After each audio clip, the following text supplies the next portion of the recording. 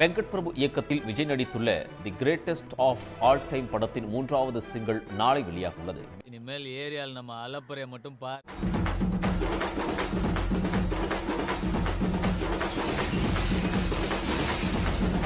மேலும் இன்று காலை 11 மணிக்கு படத்தின் மற்றொரு அப்டேட் வரும் என்று படக்குழு தெரிவித்துள்ளது. வாமா மின்னல் மச்சான், என்னடா பொண்ணு நீங்க பாத்தீங்களா? நீ பாத்தியாடா? இல்லையே மச்சான், இல்லையே.